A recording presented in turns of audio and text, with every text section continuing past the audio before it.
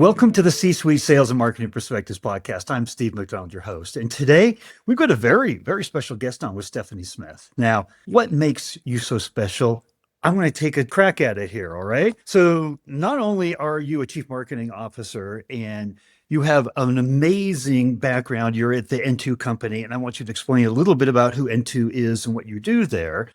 But I'd like to say you're a CMO 2 times over because you're not only a business CMO, but you are a chief mom officer as well. And you do things like you just told me that you took a red eye flight back so that you could be there in the morning so that you could be there with your kids.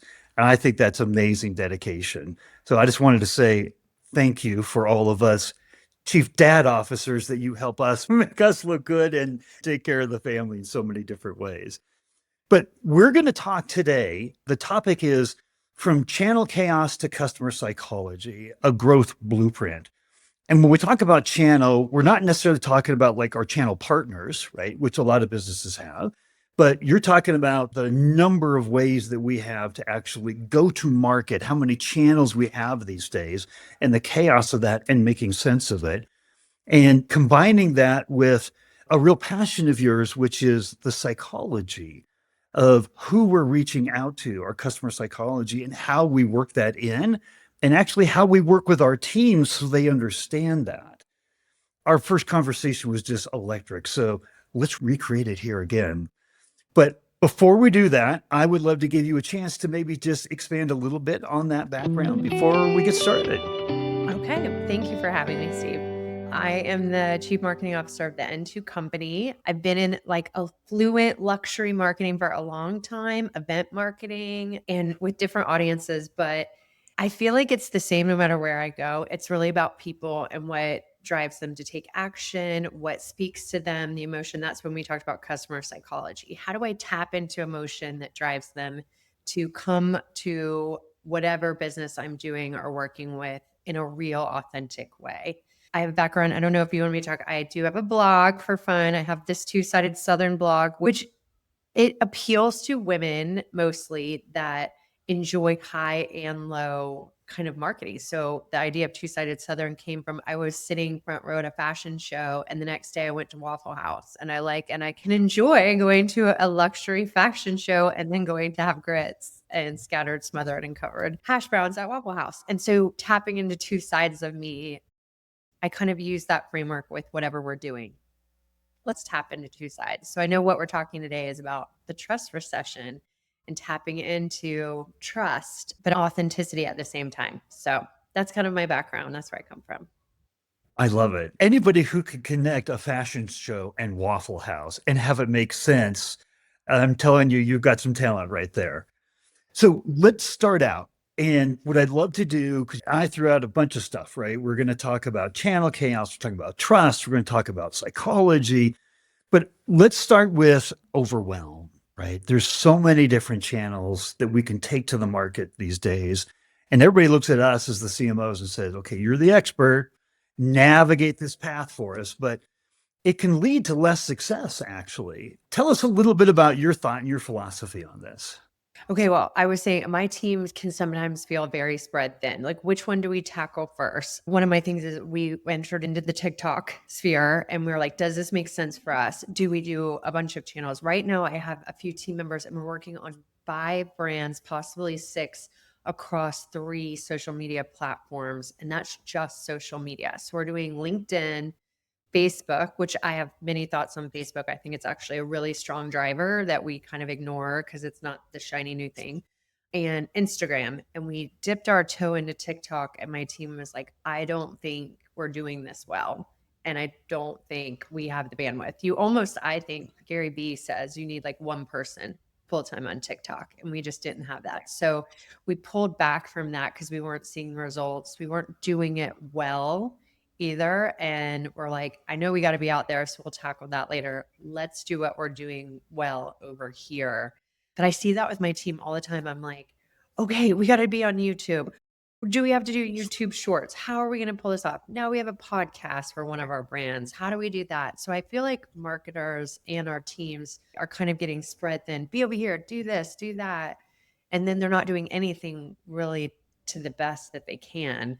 So I have decided to pull back with my team on the things we weren't doing well and focus on the stuff we are doing well lately. And this whole idea of like kind of channel proliferation and overwhelm, it's not just for B2C, right? It's B2C and B2B. I talked to a chief marketing officer the other day, and their audience was chief financial officers, so CFOs, and they were having tremendous success on TikTok. It just adds to the overwhelm even more because you're like, okay, there's no way that LinkedIn is going to be the only way we go. Why would we talk to CFOs on TikTok or Instagram or Facebook?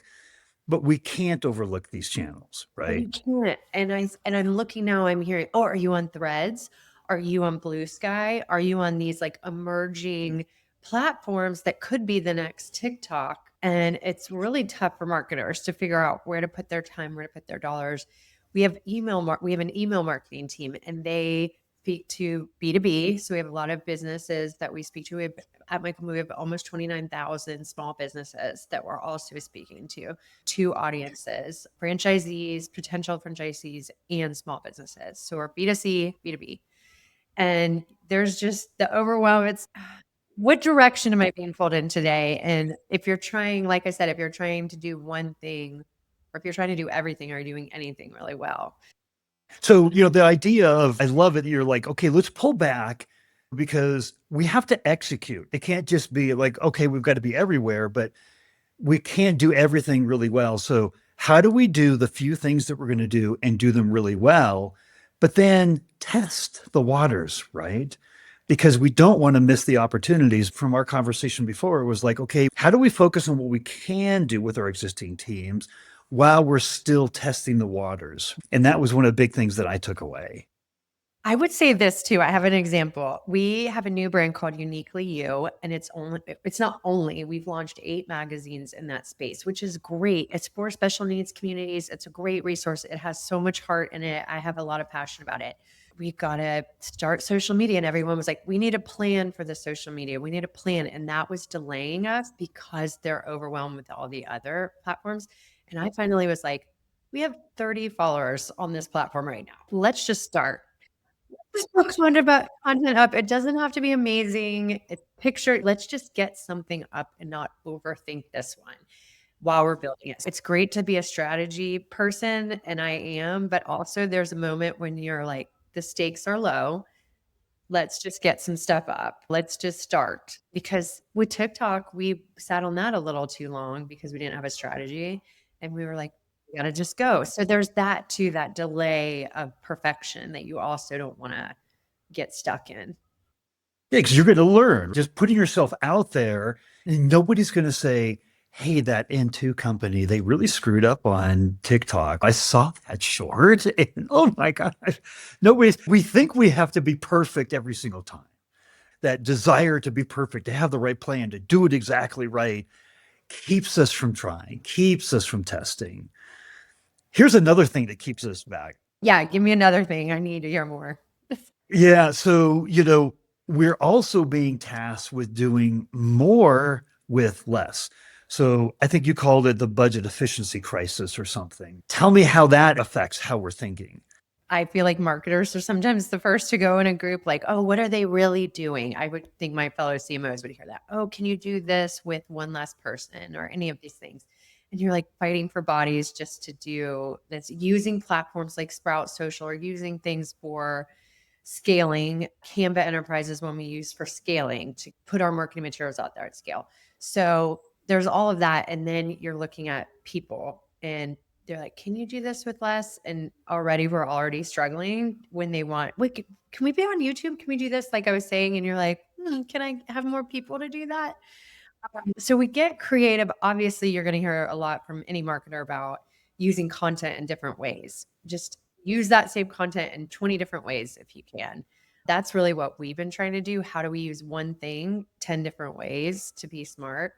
But yeah, I think this rubbing the pennies together, nickel and diming, and trying to do that is a really tough thing for marketers. And especially with budgets, I can blow it out on a paid social campaign if you give me $1 million. But what about organic? What about people, they're just not responding? to whatever you're doing and you don't have a budget to get over the algorithm or do that, and all your efforts aren't paying off as much as if you had a really high budget. I think we're all marketers are struggling with people, budget, audience. Now there's no attention span. It's like I've been reading, you need to get them in the first second.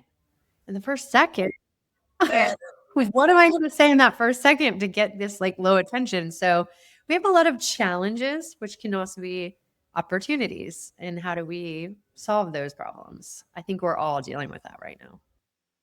At the same time, let's just pile on the challenges here, right? Can I have a new team member? Lots of times as CMOs, we're looked upon as like these huge cost centers, right? So when we're having our C-suite conversations and the CFO or the CEO, they're looking at us, they're like, okay, well, if you want more money, what are you going to do with it? How many more leads are we going to get? How is this going to impact revenue? And you're like, oh, well, hang on. Let me put it into my magic little algorithm calculator over here. So how do you have these conversations where everybody's looking at you and saying, okay, I get it, but how do I get ROI out of this? How do I understand what the company's going to get as a result?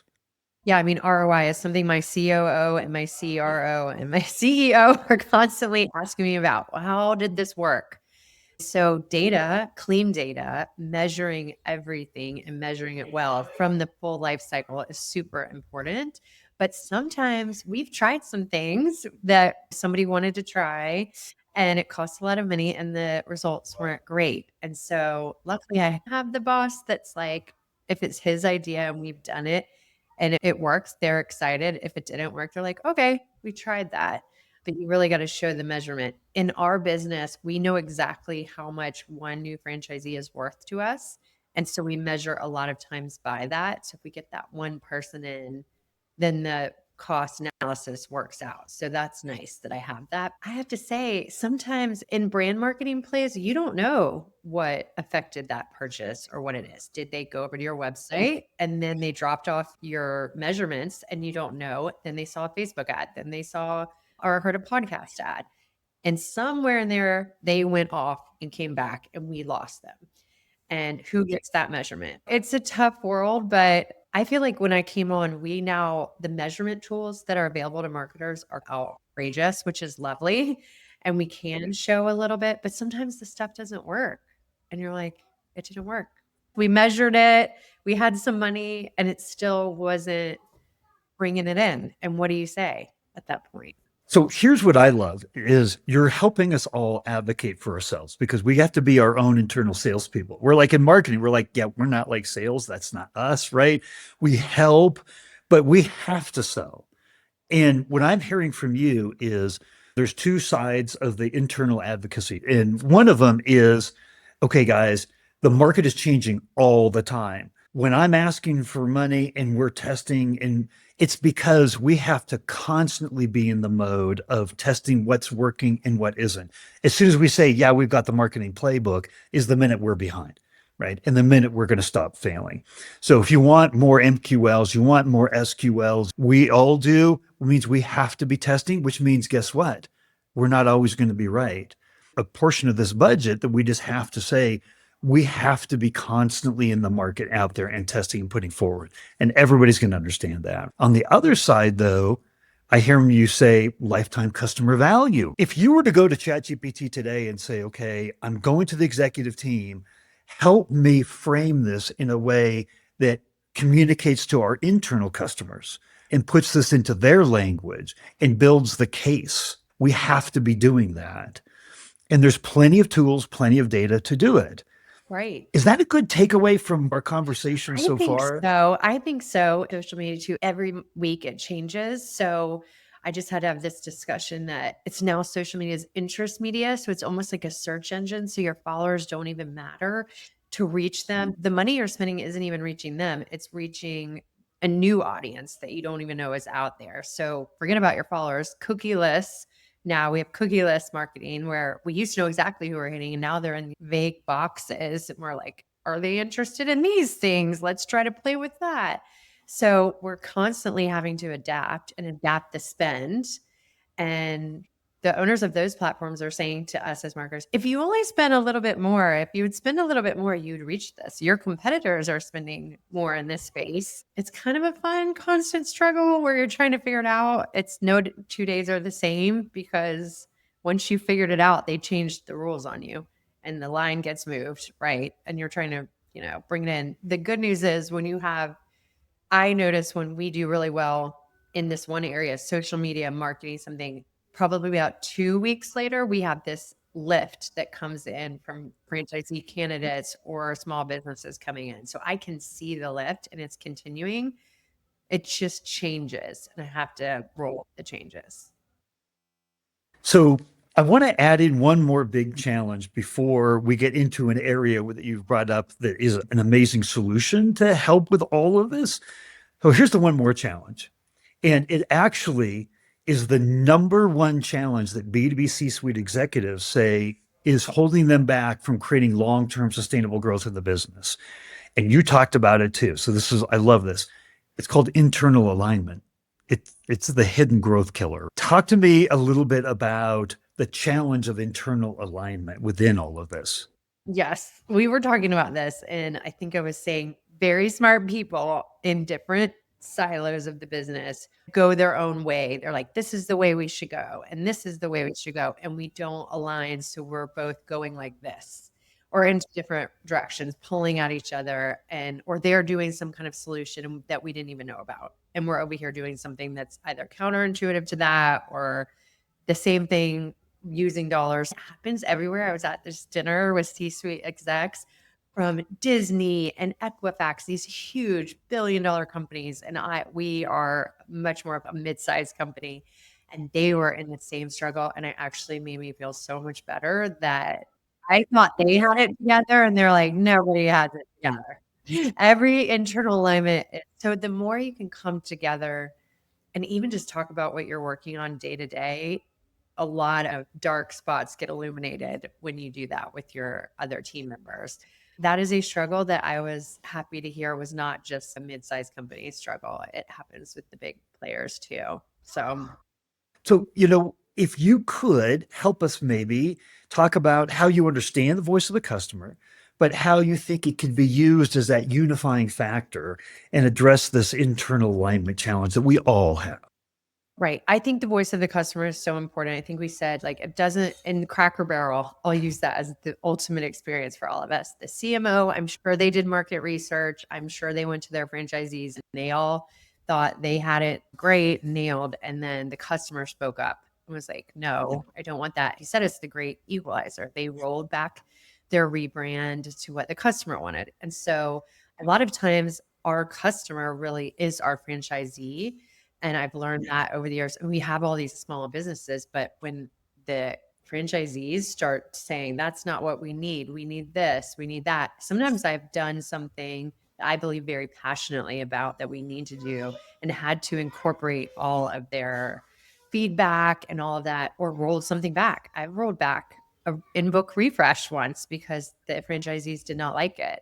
And it was tough because I was like, I know this is going to help you. They're the boots on the ground. The customer is your audience. You have to listen to them. I think about, Unreasonable Hospitality is a great book for marketers. And their whole thing is the customer and what do they want and listening to them. If you're not listening to them constantly and adapting, or you've shut yourself off to that, it's a bad move. You've got to have a lot of in touch with them and hear what they're saying. So I'd love to ask you kind of like on a scale of 1 to 10. So 1, voice of the customer, not important at all, could care less, right? 10, vital to a deep understanding of the voice of the customer as the dividing rod, right? The North Star for our business. Where would you put that? I think it is the North Star. And I think when you watch people lose it, you're waiting for them to sort of fall. I think I give you this example of, we did this amazing internal poll. I think this is a great idea for any marketers, of every department in our company, and said, who do you think our customer is? 50% of them said something different than our franchisee. We were like wowed by this.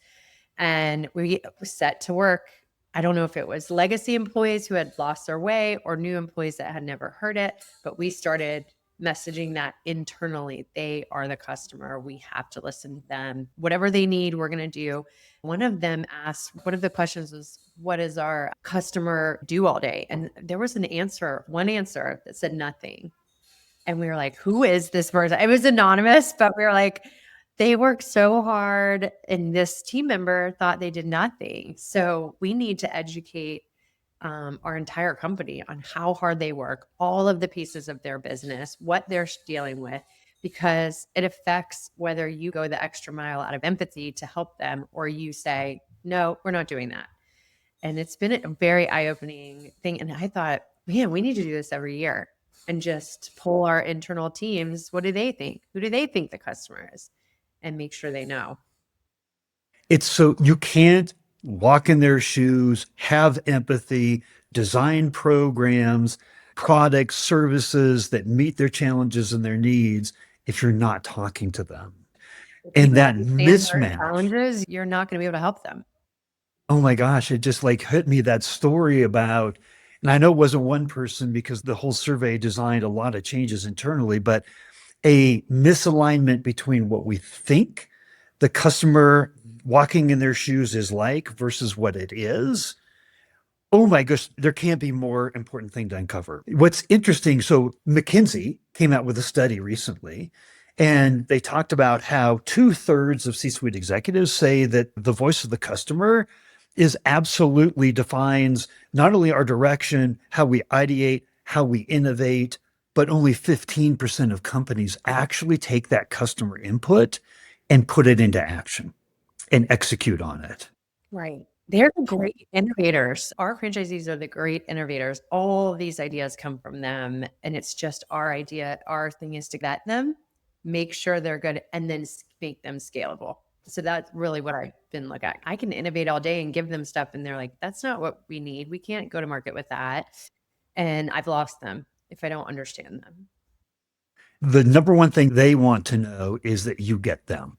That's what the Gartner of the world would say, or Forrester would say, is the trusted advisor. You get me, you understand me on the B2C side. You have a whole framework that you call the like franchise psychology framework, but it has an application to anybody that's listening from any business today. And I wanted to make sure we had time to go over just however you want to articulate that to us so that we could understand what you're talking about.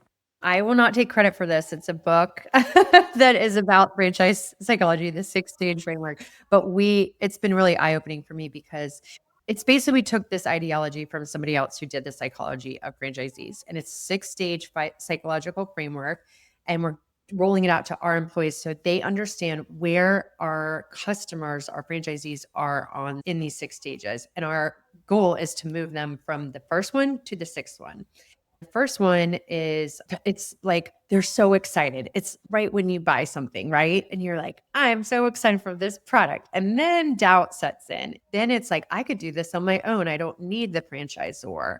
Then it's the fee stage is one of it. They all rhyme. It's like the me stage, the fee stage, the free stage. And then you want to get them to the we stage where they feel like they are part of it and they are in it. So I see this in any kind of brand that let's say you bought a vacuum and you are super excited and then it starts to go south or it's not doing what it's supposed to do, or you buy a piece of software and you're super pumped and then eventually I could do this on my own. Well, what it was eye-opening is I have seen franchisees in all of these stages and never knew that was part of a process. So it feels less personal if you know they're going to go through it. It's just how fast can I get them to the we stage? And I think that is to get them there, we have to go above and beyond. We have to give them tools to help their business. We have to listen to them. And then they feel like when they get to the we stage, those become your raving fans. As Seth Godin says, you want raving fans because then they go amplify your message. This year we had record, what is called a PR, a personal recruit, where our franchisees try to get other people they know to come in. And we doubled that, which says a lot. They love it so much they want other people to do it as well. And I hope part of that is we move them through the psychology faster because we stop taking it personally. Sometimes when someone's upset with you, you think it's something you've done. And if you realize, oh, they're going to go through this, I just have to get them through this and hold them through this. The win is a raving fan every time. That's how you know you're doing well. So I'm big on kind of reflecting, and here's what I took away from, because I love what you're saying, is that we've known for a long time in the world of B2C that most purchases are emotionally motivated. If we don't understand those emotions and we don't pull them apart and put them into these stages and go, okay, here's our buyer journey. We like to look at things very rationally, like in terms of the actions that they're making in that buyer's journey, but not the emotions. We are all learning in the B2B world all the time that B2C expectations are defining B2B expectations, right? And that in the world of B2B, we forget, but there's plenty of studies that are out there that are telling us, guess what? That's an emotional decision as well. There's more emotion that goes into that decision than rational decision making. And so this idea of the psychology, the empathy behind it and understanding it and breaking it down, I think is brilliant. I was going to say, I think too, what's interesting is we have our franchisor using that, but then they have small business advertisers who probably are going through the same thing. The excitement of buying the ad and the partnership, whether we have digital solutions for them and all that, then it's like eventually you get to a place, is this working for me? And could I do this on my own without them? Our job then becomes to arm our franchisor with all of the materials we already know are going to help them convince the advertiser that this is working and here's what you've gotten from this partnership and all that. So it actually can be amplified down the chain of our buyer's journey, all of that. So it's not just our customers, but their customers. So I would think any franchisor would have those same challenges and could use that psychology as well to help them get through and become a raving fan. But in the world of B2B, right, we know that the vast majority of the decision making is made emotionally as well. So breaking this down, this framework again, and that question that you asked, which is, can they do this without us? Because every business knows we can't have churn. So we work really hard to create loyalty, right? Which is basically, hey, can they do this without us? I love that question. So here's my last question for you. Okay. We've covered so much territory here. Our poor human brains can only remember about two or three things at the same time. We had to break this down and you had to say, okay, here's a B2B audience of C-suite executives, all kinds of different industries that are listening to this. If there was one most important takeaway that you wanted them to have, what would that be? Okay, most important, I would say listen to your customer. I think have empathy for your customer. They're, like you said, the North Star. And I think when we get in our own way or we think we know better than them or any of that, that's when we end up making a misstep or doing something, pulling them, talking to them on the ground. I was just in a conference with our franchisees and stopping and talking to every person I could in the hall, letting them tell me their ideas, not saying that won't work or this doesn't work. It was just like, let me take this in. Let me take this in. Let's figure out how this could work. So I think sometimes when you get to the C-suite, and I've heard Kat Cole is an amazing executive. She's been in franchises. She's with AG1 now. She always says, get down to the people on the ground and talk to them because they always know what they need, what's going on. And the further you get removed where you're listening to like levels of people and not getting straight to your customer, that's when you lose your North Star. Like you said, like Cracker Barrel, they lost this customer. They over anticipated that they would be thrilled about a rebrand. That has been the biggest lesson for me as the marketers. Don't get too far removed. Don't put too many levels where you don't know what's happening on the ground anymore. And those are where the great decisions come from or the great ideas come from. Yep, 100%. And here's what I'm going to say is that the mission of this podcast is just to bring different perspectives and different ideas in. And if we can do that, all the C-suite executives and help each other, that's the rising tide that lifts all boats. I have to say, I think you were an amazing tide today coming in and giving us all kinds of new ideas and thoughts and perspectives. So I just want to say thank you for coming on the podcast. And as you learn, yes, I'm a CMO and a CMO mom, and and so I'm rushing off now to do dinner for my children and do all of the things. So I know those C-suite executives have a lot on their plate as well.